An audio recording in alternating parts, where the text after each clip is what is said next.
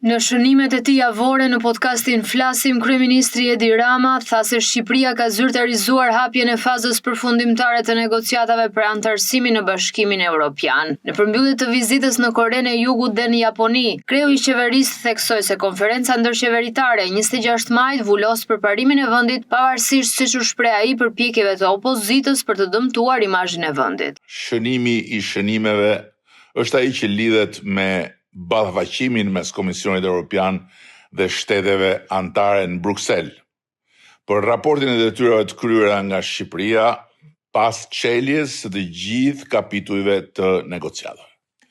Ai ballafaqim mori kohën e vet, në ndërkohën që molotovarët e Tiranës ulshuan të dëshpëruar në një ofensiv të pashoqe energjie negative, ulshuan rrugëve për ta djegur me do e mos Shqipërinë në sytë e botës, gëzonin si fëmijët kur fotot e kazanëve me flak apo të molotovëve të flakadanëve që hidheshin në për Tiranë bënin xhiro në median e botës.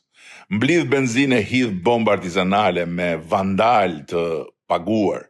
Ulshuan po ashtu kanaleve e portaleve të Shqipërisë për t'i helmuar shqiptarët. Mblidh dhe hidh jarg urrejtje politike pasqyr më pasqyr. Ulshuan në për Europë me thas, balte e llumi proverbiale krejt edhe ajo që ka ndodhi me të ashtu quajturën vizitë treditore në Ministrinë e Jashtme në Berlin. Kreu i qeverisë nuk kurseu kritika ndaj opozitës duke i akuzuar për një fushat negative që sipas tij kishte për qëllim bllokimin e rrugës së integrimit. Në fakt, për ta zhgaravitur Shqipërinë në sytë e partnerëve tanë kudo ku ishte e mundur, mblidhu e hidhu lart e poshtë për të kërkuar ndëshkim, bllokim, izolim për Shqipërinë, duke lënë kokrën e namit si asnjë opozit tjetër në historinë e integrimeve europiane të vendeve që sot janë pjesë e Bashkimit Evropian apo synojnë të bashkohen me të.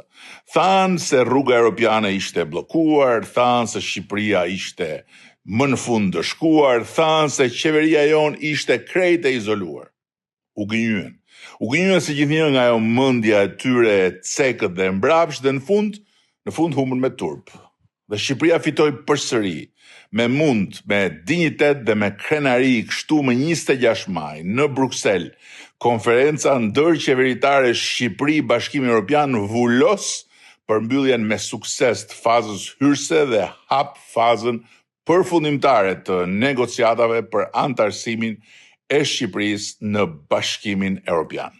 Krahas përparimit në negociata, Rama tha se Shqipëria përfiton nga një tjetër paketë financiare nga plani rritjes për Ballkanin Perëndimor. Bëhet fjalë për 49 milion euro duke çuar mbështetjen totale në 212 milion euro. 49 milion euro, të cilat e çojnë mbështetjen deri këtu në 212 milion euro, ose shifra më e lartë e përftuar nga vendet e rajonit prej planit të rritjes.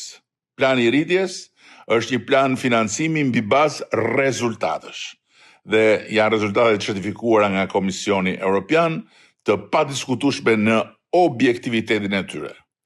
Sepse ndryshe nga sa e përflasin ditë dhe natë ata që në fund gjithmonë humbasin, Shqipëria jon, Shqipëria Evropiane që po ndërtojmë është një histori suksesi. Një histori që nuk shkruhet me britma, nuk bëhet me shpifje apo me molotov, por me vizion, me punë, me durim të madh dhe me përkushtim, hap pas hapi, reform pas reforme. Vizita në Japoni dhe Korenë e Jugut u shoqërua edhe me premtime nga Rama për investime në fusha si teknologjia, inteligjenca artificiale, mbrojtja dhe turizmi, duke shënuar sipas kryeministrit një rritje të ndjeshme të profilit të Shqipërisë në arenën ndërkombëtare.